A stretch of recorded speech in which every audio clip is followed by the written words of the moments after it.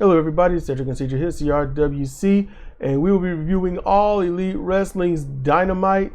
And yeah, we know we're late, we're late enough to get a pregnancy test. We get it, but we're here. So we're gonna tear through this. I hope all of you have watched it. It was all right for the most part. So in the opening, Adam Copeland, he comes out, shakes Jericho's hand and then Kenny Omega's hand before wishing them well and told him to get Don for him because he still doesn't like Don. Okay. Mm-hmm. Then got the international title match, Nick Jackson versus Ray Phoenix. They did everything possible to each other, every single finisher, kicking out of every single thing, and then Phoenix wins with an inverted Rana counter roll-up and retains the belt. That's it. He got a messed up hip, but he's still working. Yeah, and that hip's been hurt since the last match. Yep. Adam Cole spends time with Roderick Strong. It's a bro session. The fans seem to love it. Cole was on a personal mini vehicle to move around since his ankle is all shattered and whatnot and healing. But then the audio went all stupid and you couldn't hear it. So they're Didn't like care they're like anyway. Taven ran some kind of a guilt trip and Adam Cole was trying to lift furniture with one hand or some stupidity. Yep. It's nothing you can sink your mind into. It's not believable. They make it look so campy. Yeah. So, it's not even good corny. It's bad corny. It's bad corny. Griff Garrison, he's in the ring, and they do a wait for who he's going to be. And CJ was like, it's Wardlow. I saw green. I saw a W. And I was like, okay. And then Wardlow comes out. So his return. I had to make note. I was like, Wardlow left when this whole Young Bucks CM Punk thing started. He was gone. I don't know if that was intentional or not. I don't know if that was coincidental or not. But what it looked like, I think he was forgotten about. Maybe forgotten about, yeah. Wardlow's trying to have a new persona. We'll see if he can keep it up. He walks to the ring like he's on a mission, pummels Garrison in the corner, power bombs him around 6 times. Referee stoppage. Wardlow leads through the crowd. Don't know why. I was figuring he's just showing how goons should do it. I don't know. But he was done. He was like, I beat him down. He can't answer. He can't fight back. And I'm like, Griff Garrison, thank you for coming. But man, you're supposed to be trying to impress, Marie Canales Bennett. It's a different show. It's a different show. Wait, you're supposed to be trying to impress her on Ring of Honor, and you come out here, you still you, and you get annihilated. I'm just saying, even if you lost the match, it would still be a loss. You shouldn't even been in this. You got to be smart with, you got to treat your wrestling persona, who you are, seriously.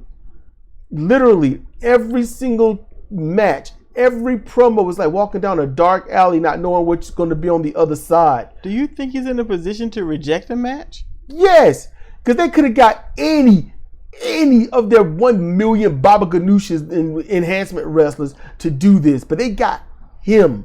No, he could have rejected. He's scared. Remember what he said on ROH? Yeah, anyone could be gone. He's gonna do what they tell him to do.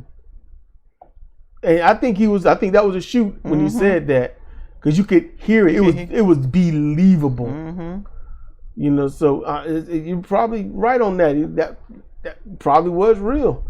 Then they re-showed the bro session with Adam Cole for some reason. Yeah, that was weird. Then and pointless. Trios title match: Butcher Blade, Kip Sabian versus the Acclaimed and Daddy Ass. So the Acclaimed wins. Toni Storm is angry again and throws 2 shoes at the dude, and they say that she's going to debut tonight under her timeless moniker or whatnot. I don't see why. I guess because these interviews have been working up to something. They've already done it though, but I'll go through it again once we get up to it. The Guns and Juice Robinson, they come out and call out MJF, and he comes out and shows why he is who he is. They lure MJF into the ring, and then Jay White sneak attacks him with Blade Runner. Jay takes the AEW title. He talks his trash. MJF makes a match between he and Jay White at Full Gear. So that's going to happen. And then we've got Takeshita and Kyle Fletcher versus Jericho and Omega. Omega won with his finisher after Jericho landed one of his. And then after the match, Hobbs run in from behind and attack Omega and Jericho. Annihilates a lot of them. Yep, does a standing double-A spine bust on Jericho. Then Hobbs pays particular attention to Omega as he pummels him outside the ring and throws him over the barricade. Hobbs beat down Omega in a small clearing and breaks up a railing with one hand. Then he strangles him with it. Yep, he beats him down. Then he beat him back to the ring. And I wrote, I think this has gone on longer than it needs to. You know, once you beat them down, you make your statement like that, you move on. It was just an indie-style longevity beatdown to prove what? You know, if you're going to do a beatdown like this, somebody needs to go to the hospital. You know, miss some time. But they all duct tape Omega, his arms to the ropes. Hobbs got a chair. No one come out to save him. Nobody was there. They went over there. Yeah, but the Jacksons were at the hospital, and Paige weren't there. So there you go. They go to friends. Could have been other people. They know other people. Just random, like, we don't want to see you hurt. You know, staff.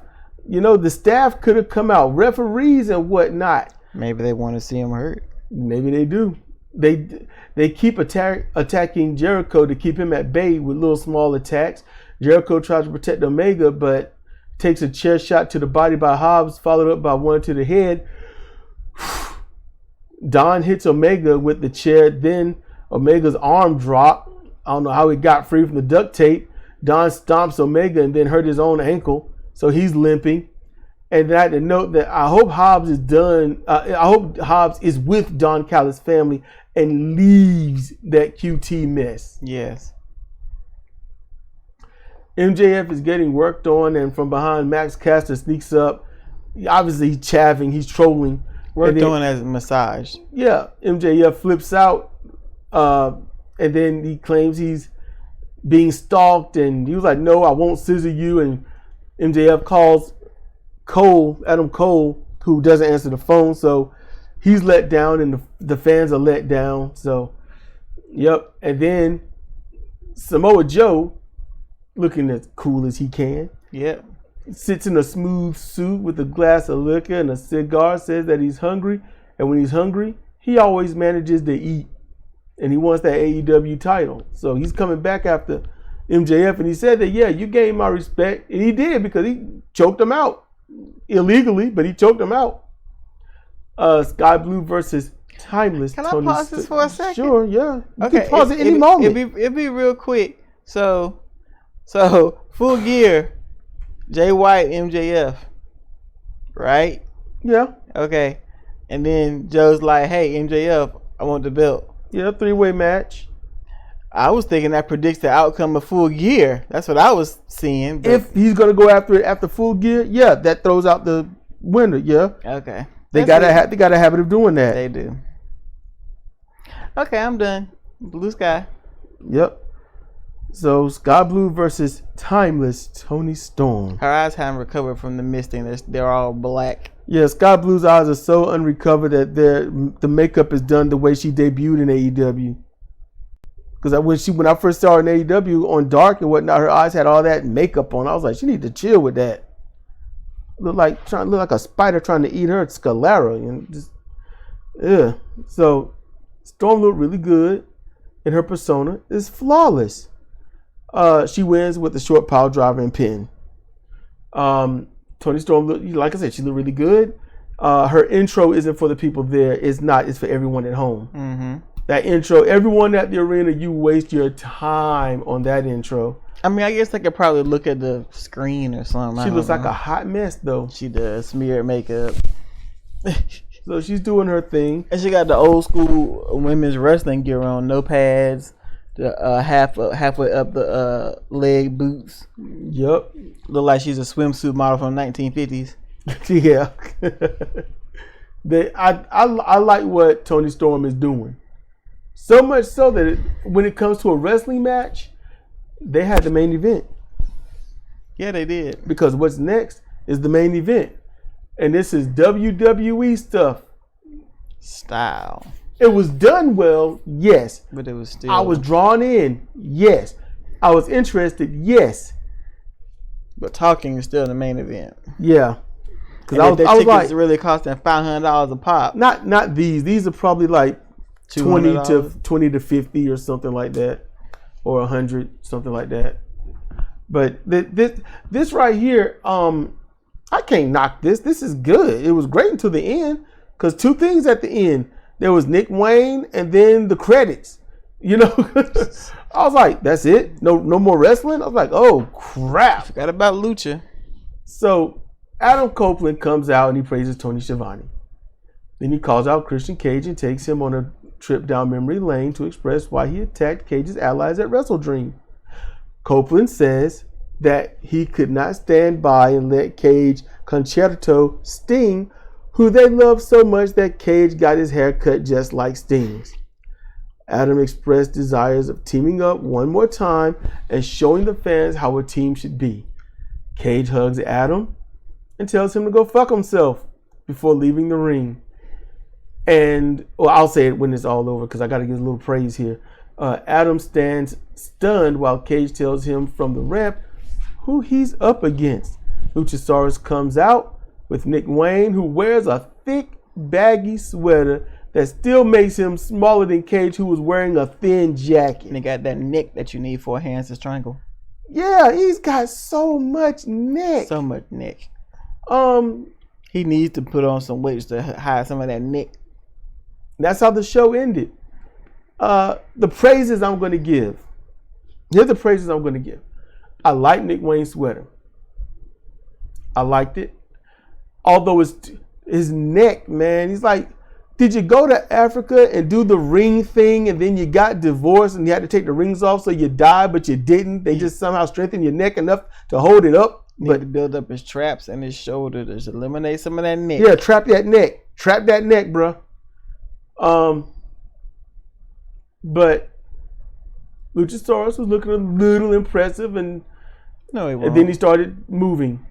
He never looks impressive. I was like, okay, that's a dude. That's someone you got to fight. He's at least a dude. And I really got to give credit to the sounding board people or whomever it is. They was catching all the swear words. They did a great job. Mm-hmm. You know what was said, but the crowd, as what'd you call them, toddlers? Yeah, the crowd was like toddlers. Like, he said this, let's repeat it. Mm-hmm. Like they've never heard these words before. They could just cheer and move on. So yeah, I like that they caught all the swear words. Nick Wayne had a good sweater on. Luchasaurus looked impressive until he started moving. Because once he got there and just stood, I'm like, okay, that's someone you don't mess with. Then he started doing his taunting. I was like, well, that went out the window. It wasn't even in the window for me. Now you walked around behind somebody like a dang on puppy dog, someone smaller, claiming your belt, and then you let this person beat you. Yes, I said let this person beat you. Yeah. And then continue to service him like a puppy dog. How else do you service him? I like that Copeland said, as soon as Nick Wayne and Luchasaurus is done siphoning the knowledge from your head, they're gonna drop you like a bad habit. I can see that from Nick Wayne. I don't see that from Lucha. Well, they're gonna revamp Luchasaurus and Jungle Boy is what they're gonna do. I foresee that, and I see them being heels, and I see Christian probably, I say, because these are young people. They're young. They don't have any damn patience. So I can see Christian being pushed away and becoming a babyface somewhere around mid-January or somewhere in March. So what is Nick Wayne gonna be? Forrest Lad Nick Wayne? What the fuck? Forrest what? Lad. Forrest Lad? Mm-hmm. What, is this a play on Forrest Gump? I'm lost. It's a play on Jungle Boy. Jungle Boy, Forest Lad, probably. Like Aqua Lad, Forest Lad. See, look, you go places. Like, where do you go in there? I just told you where I went. You said well, revamp. You know what? Don't come back. You said revamp. Don't come back. Don't come back. Just stay there. Just go and chill. It's esoteric and I don't get it. You the one that started with the revamp. I'm just going to get in my own car and drive off. And I'm not telling you where I go. Be throwing stuff at me. You missed anyway. You don't have the keys. So this was more or less all right. Never mind. I'd ask for y'all to let us know certain things, but y'all don't respond. So with that, y'all be good, be chill, be safe, and we'll see you on the next upload, whatever we do. Ciao.